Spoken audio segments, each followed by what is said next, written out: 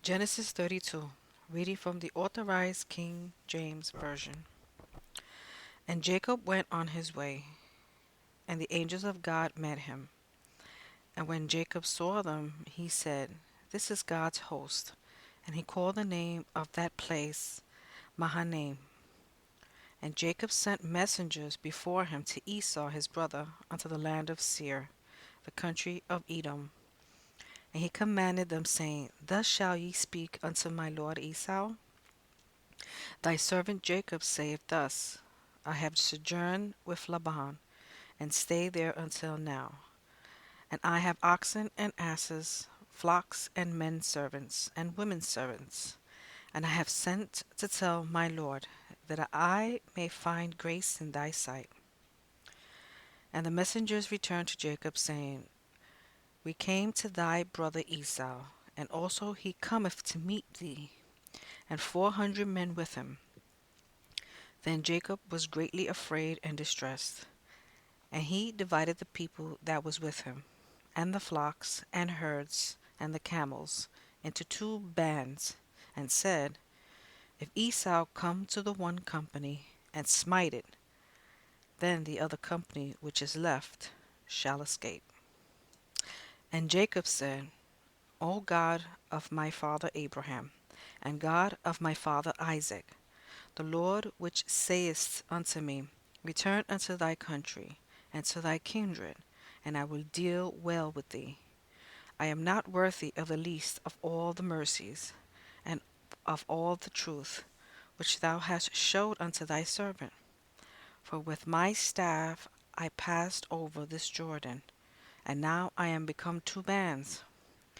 Deliver me, I pray thee, from the hand of my brother, from the hand of Esau, for I fear him, lest he will come and smite me, and the mother with the children. And thou sayest, I will surely do thee good, and make thy seed as the sand of the sea, which cannot be numbered of multitude, which cannot be numbered for multitude. And he lodged there that same night, and took of that which came to his hand a present for Esau his brother, 200 she-goats, and 20 he-goats, 200 ewes, and 20 rams, 30 milch camels with their colts, 40 kine, and 10 bulls, 20 she-asses, and 10 fowls. And he delivered them into the hand of his servants. Every drove by themselves, and said unto his servants, Pass over before me, and put a space betwixt drove and drove. And he commanded the foremost, saying, When Esau my brother meeteth thee, and asketh thee, saying, Who art thou? And whither goest thou? And whose are these before thee? Then thou shalt say, They be thy servant Jacob's. It is a present sent unto my lord Esau.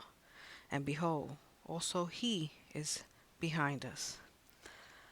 And so commanded he the second and the third, and all that follow the droves, saying, On this manner shall ye speak unto Esau when ye find him.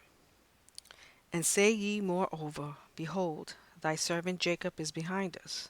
For he said, I will appease him with the present that goeth before me, and afterward I will see his face. Peradventure he will accept me. So went the present over before him, and himself lodged that night in the company.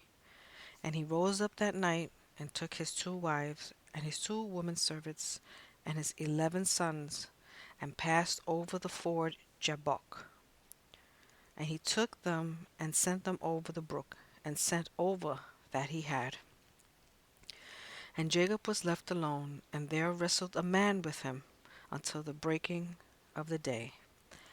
And when he saw that he prevailed not against him, he touched the hollow of his thigh, and the hollow of Jacob's thigh was out of joint, as he wrestled with him.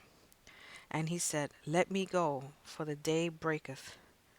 And he said, I will not let thee go, except thou bless me. And he said unto him, What is thy name? And he said, Jacob. And he said, Thy name shall be called no more Jacob, but Israel. For as a prince hast thou power with God and with men, and hast prevailed. And Jacob asked him and said, Tell me, I pray thee, thy name. And he said, Wherefore is it that thou dost ask after my name? And he blessed him there. And Jacob called the name of the place Peniel, for I have seen God face to face, and my life is preserved. And as he passed over Penuel, the sun rose upon him, and he halted upon his thigh. Therefore the children of Israel eat not of the sinew which shrank, which is upon the hollow of the thigh, unto this day, because he touched the hollow of Jacob's thigh in the sinew that shrank.